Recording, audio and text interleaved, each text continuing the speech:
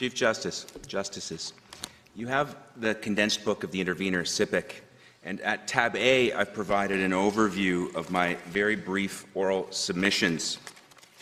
CIPPIC's central point is that the procedural and privacy rights of Internet subscribers must be considered to understand how Parliament intended to allocate, or more accurately, abstain from allocating, the costs of complying with Norwich orders.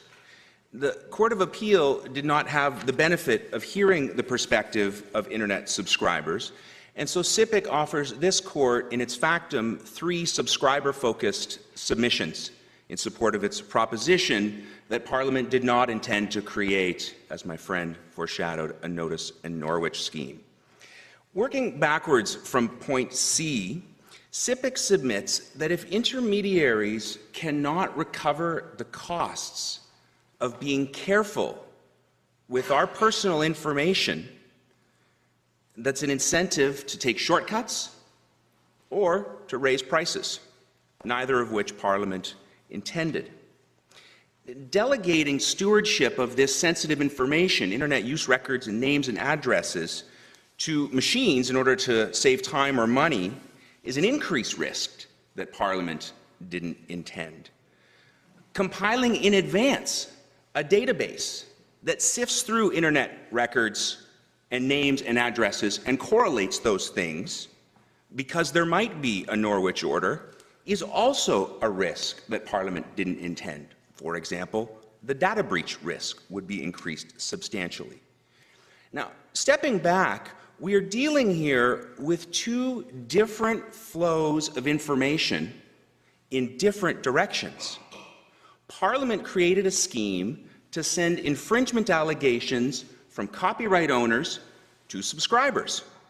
It doesn't follow logically, let alone based on the legislative record, that the same scheme must apply to the flow of information from subscribers, personal information from subscribers, to copyright owners, even though both go through intermediaries.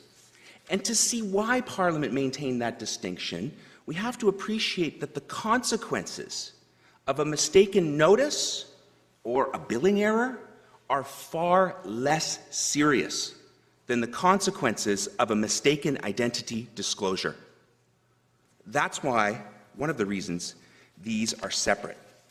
Justices, had Parliament intended to create a mechanism in the Act to usurp the common law and equitable principles of Norwich orders, we would see something like we see in Section 512H of the DMCA, a provision that specifically deals with the ability to subpoena alleged infringers' identities from intermediaries.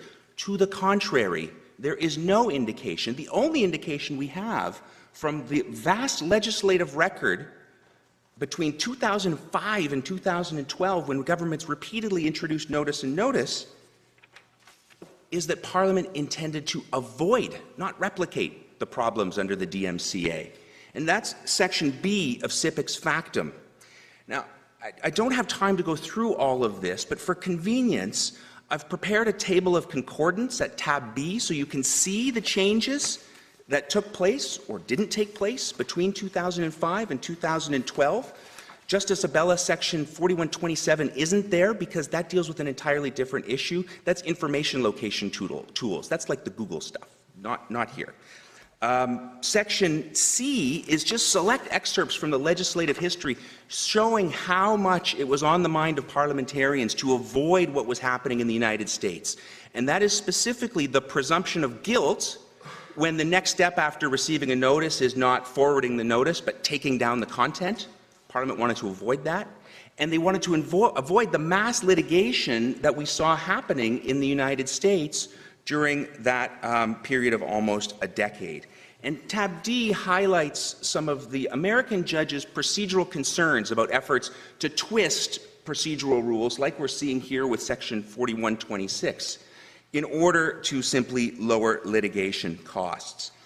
If I may end with a very brief point about balance, Chief Justice, CIPPIC submits at point A that the balance in this case is not between copyright owners' rights and users' rights in the sense this court has described before, but between copyright owners' rights and the independent extrinsic rights of Internet subscribers, what then Minister Moore called citizens' rights. And those arise under CIPPIC, the fair information principles, which require limited collection, retention, and disclosure of information, the common law principles of Norwich orders and the equitable principles that govern those, and the quasi-constitutional or constitutional privacy rights that apply to the federal court's rules like 233 or 238. Thank you very much. Thank you, Justices. The court will take its morning break.